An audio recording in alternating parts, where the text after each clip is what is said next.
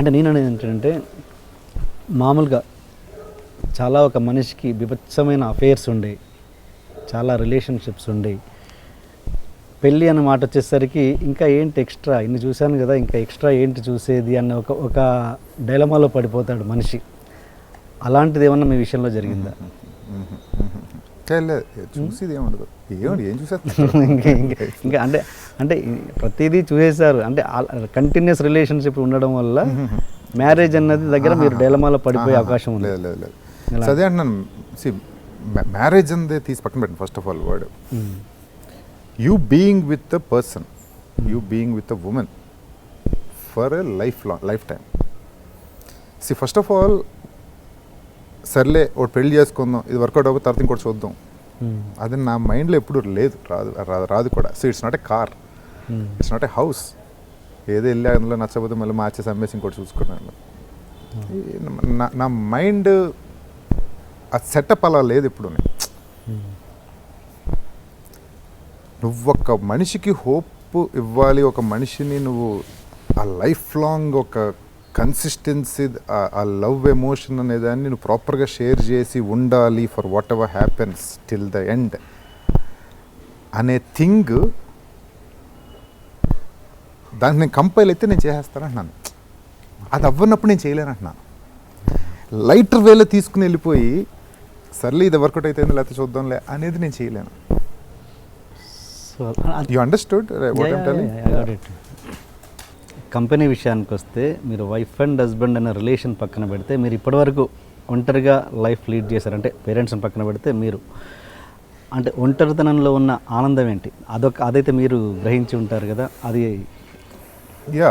Basically I love aloneness first of all, and at the same time I can mingle with like lot of friends and people and all. Okay. So I enjoy both the things first of all.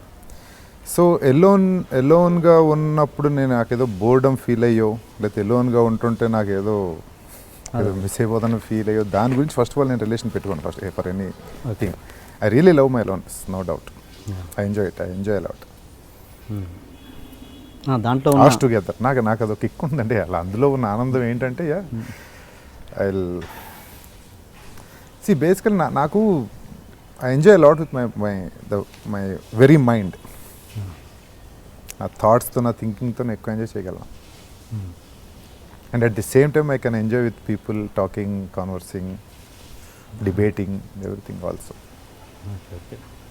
And మీకు ఇప్పుడున్న female ఆర్టిస్ట్లో, అది heroine కావచ్చు, character artist కావచ్చు, ఎవరు ఎక్కువ closeness ఉన్న female artist ఎవరు మీకు? ఏమో అందరితోనే మామూలుగా ఇప్పుడు సినిమా పీపుల్ అందరితోనే ఒకలాగే ఉంటాను. క్లోజ్నెస్ అంటే క్లోజ్ దూరం అనే ఉండదు, అందరూ all are friends for me. Variation ఉంటుందిగా ఒక ఫ్రెండ్ అంటే నేను అనేది మేల్ అండ్ ఫీమేల్ పక్కన పెట్టండి, ఒక క్లోజ్ ఆ వేరియేషన్ ఉంటుందిగా రిలేషన్లో. ఎందుకు ఉంటుంది? Unless you have something towards something, variation ఎందుకు ఉంటుంది? సుబ్బరాజు గారు ఎక్కువగా ప్రతిదానికి, ప్రతి చిన్న విషయానికి వైరాగ్యం ఎక్కువ మాట్లాడుతుంటారంట, నిజమేనా? అది వైరాగ్యంగా ఎక్కువగా ఉంటారు అతని థాట్స్ కానీ. వైరాగ్యం అంటే ప్రతిదానికి వేదాంతం ధోరణిలో మాట్లాడడం. అది ఏంటి? ఫర్ ఎగ్జాంపుల్ అంటే ఎలా చెప్పను, ఏదైనా ప్రతిదానికి ఒక కర్మ సిద్ధాంతం అనుకోవచ్చు, అలాంటిది ఏం లేదా? ఎప్పుడు నాకు తెలిసి ప్రతిదానికంటే నేను ఎక్కువ I'm the most out going.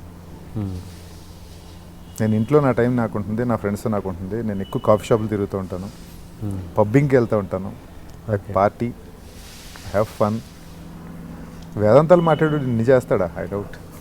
వాళ్ళే ఎక్కువ చేసేది. ఏం చేస్తారు అంటే ఎక్కువ అన్ని అనుభవించిన తర్వాత వైరాగ్యం వచ్చేది తర్వాత కదా. సో లెట్ us see తర్వాత ఏమొస్తుందో. ఓకే ఆధ్యాత్మికంగా వాట్ ఈజ్ సుబ్బరాజు? ఆధ్యాత్మికంగా అసలు మీకు అలాంటి ఎప్పుడు దాని మీద మీకు ఒక ఆలోచన కానీ ఒక అభిప్రాయం కానీ ఏం లేదు? అభిప్రాయం రావడానికి ఎవరికి ఏం అర్థమవుతుంది? అభిప్రాయం రావడానికి ప్రపంచంలో మంచి చెడు అన్నది ఏమి ఉండదండి. మంచి చెడు ఉంటాయి, అదే దట్స్ అగైన్ పర్స్పెక్టివ్ కదా. Good and bad, right and wrong, అన్నీ కూడా పర్స్పెక్టివ్ అంతే. అంతే తప్ప పెద్ద ఏదో దానికి మనకేం నాకు అవగాహన వచ్చేసి నాకు ఇది తెలిసిపోయింది ఇలాగే ఉంటాను అది నాకు ఎప్పుడూ లేదు. That's what I'm telling. I'm the most outgoing. I'm the most easygoing. I don't restrict anything in my life. అంటే మీకేమైనా తెలిస్తే చెప్పండి, అడగండి అంటున్నా. అంటే ఏంటి ఒక వర్డ్లో చెప్పాలంటే సుబ్బరాజును డిస్క్రైబ్ చేయాలంటే ఎలా అని అనేది ఎలా డిస్క్రైబ్ చేయొచ్చు?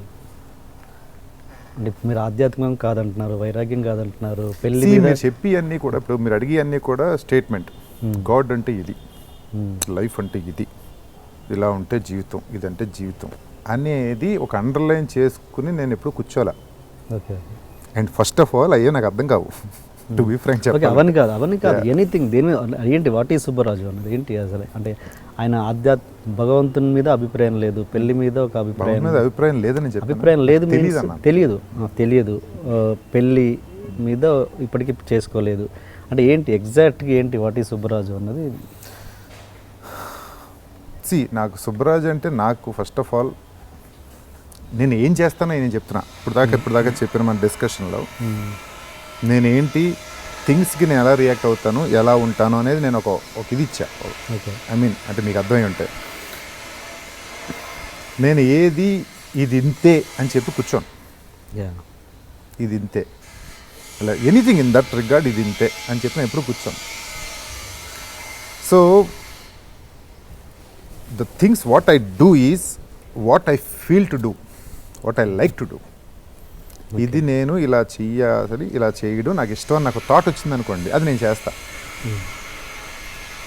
లేకపోతే వాళ్ళు చెప్పారు కాబట్టి ఇది ఎలా ఉంటుంది, వీడి వల్ల నేను ఇది ఇలా చేస్తాను, వీడి కన్నా నేను ఇది చిక్కు చేస్తాను, లేకపోతే వీళ్ళంతా ఇలా చేస్తున్నారు కాబట్టి నేను కూడా అలా చెయ్యాలి, ఇది ఉండదు నాకు. Okay.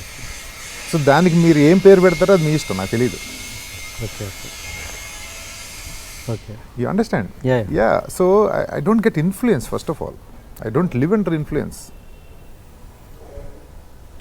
I live with what I feel like to do and what I want to do. What really, again I'm repeating the same word, what really articulates my mind and my heart, I do it. So ఏ క్షణానైనా మీరు పెళ్లి కూడా చేసుకోవచ్చు. ఏమో నాకు తెలీదు. That's what I'm telling. మీకు ఇంతకుముందు నేను చెప్పింది అదే కదా. అదే ఓకే, ఏదైనా ఒక థింగ్, ఒక పర్సన్ నాకు ఒక అమ్మాయి కానీ ఒక ఎవరో ఆ కైండ్ ఆఫ్ నాలో కంపైల్ తీసుకురాగలిగితే ఐ మైట్. అది ఫస్ట్ ఆఫ్ ఆల్ నేను ఇంతే ఏంటి అంటే నేను ఇంతే అంటే this is what I am. అదే నాకు అర్థమైంది. అదే మీకు ఇంకోటి అర్థమైంది అంటే, ఎందుకంటే నాకు అర్థమైందని ఎందుకు అంటున్నానంటే, మీరు ఈ పాటికి ఒక ఒపీనియన్ రావచ్చు నా మీద. I don't know. లేదు, ఏమి ఇంకా రాలేదు. Try to pull it. Okay. ఏదన్నా ఉందా కొన్ని అంటే ఇలాంటి అమ్మాయిని పెళ్లి చేసుకోవాలని, ఇలాంటి అమ్మాయి ఉండదు అంటున్నాను నేను.